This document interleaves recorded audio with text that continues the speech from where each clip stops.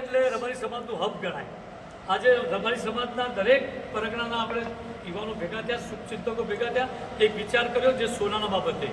એટલે સોનાની બાબતનો જે ભાવ વધી રહ્યો છે એના બાબતે સમગ્ર એક નિર્ણય આપણે અહીંયા પ્રસ્તાવ મૂક્યો, જે સમાજના હામાં મૂકીએ છીએ અમે કે ભાઈ દરેક 3 દાગીના આપણે નક્કી રાખવા કે ભાઈ એક મંગળસૂત્ર, બુટ્ટી અને વીંટી 3 વસ્તુ નક્કી કરી છે, જે દરેક ગામડે ગામડે હું આપણી જે ગુરુગાદીઓ છે એમને બી કહું છું, અને દરેક ગામના સરપંચો અને તેના આગેવાનો નક્કી કરે કે ભાઈ આ આપણે દરેક ગામના, અમે તમારા ગામનું અમે નક્કી ના કરી શકીએ, તમારા ગામનું તમારે જ નક્કી કરવું પડે, દરેક હાથના ભેગું થવું પડે તમારે, અને તમારે નિર્ણય લેવો પડે. અને નિર્ણય સમગ્ર સમાજનો ભેગો થઈને અહીં આવશે તો મેળ પડશે. નકે જે લોકો દેખાદેખી કરે છે એ લોકો દેખાદેખીમાં નાનો વર્ગ બની જશે. એટલે આ ખાસ કરીને જેવી રીતે રાજા ભગત એટલે જે નક્કી કરે, કેટલા ગામડા નક્કી કર્યા? 9 ગામડા નક્કી કર્યા. એવા દરેક જગ્યાએ દરેક આગેવાનો, દરેક રબારી સમાજના ગામોમાં આ નક્કી કરવું પડશે. અને અમે તમારી આગળ પ્રસ્તાવ મૂકીએ છીએ ને અમે અમદાવાદ શહેરની અંદર દરેક 14 પરગણાના અહીંયા રહે છે. એટલે અહીંયાનો આ પ્રસ્તાવ છે અને આ પ્રસ્તાવ સમાજ એ માનવ બાપ છે. આ તમારે નક્કી કરવાનું છે, તમારો પ્રસ્તાવ નક્કી કરવાનો છે, નિર્ણય તમારે કરવાનો છે. એટલે સમગ્ર અમે ભાઈઓ બધાએ આપણે સમાજના નિર્ણય હોપીએ છીએ. આ સમાજ નક્કી કરે એવું અમે તમને પ્રાર્થના કરીએ છીએ. બોલો વડવાળા દેવની જય, બોલો દ્વારકા દેવની જય.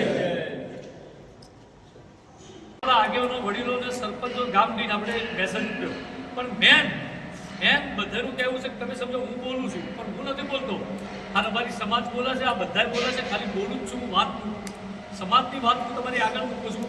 અને ખાસ વજન આપણી બહેનો જે છે, ક્યાંક ના ક્યાંક આપણી બહેનો મજબૂર કરતી હોય છે, માફ કરજો બહેનો, પણ ક્યાંક ના ક્યાંક દાગીના માટે અમુક બહેનો મજબૂર કરતી હોય છે. એટલે ખાસ કરીને બહેનોને આનો ત્યાગ કરવો પડશે અને આ બાબતે તમારે મજબૂત થવું પડશે અને અમારો સાથ આપવો પડશે.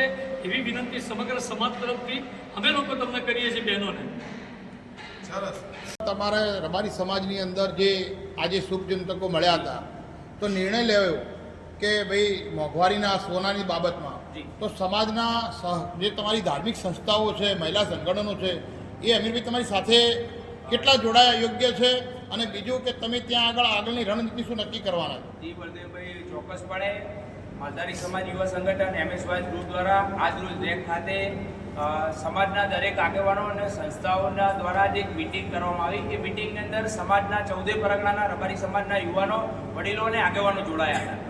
આ મિટિંગની અંદર આપણે સમાજના જે અમુક મુદ્દાઓ લેવામાં આવ્યા હતા તેમાં મુખ્યત્વે મુદ્દો સોના બાબતનો હતો.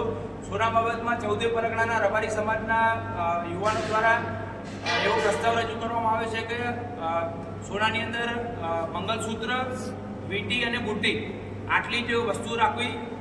અને આ બાબતે અમારી 14 પરગણાના સંતો, મહંતો અને ભુવાજીઓને MSY ગ્રુપ વતી એક વિનંતી છે કે આપ સૌ સંતો, મહંતો, ભુવાજીઓ, આગેવાનો આ બાબતે આગળ આવી એક આપનો વિડીયો, આપની જે બી ગુરુગાદી લાગતી વળગતી હોય, આપની જે બી ક્રાઇટેરિયા હોય તેમાં આપણે એક વિડીયો જાહેર કરી તમે આ બાબતે સંતો, મહંતો જાગૃતતા લાવશે. અને એક અમારા ગ્રુપ દ્વારા એક પોસ્ટરો તેમના ત્યાં લગાવવામાં આવશે અને જાગૃતતા લાવવા માટે પ્રયાસ કરવામાં આવશે.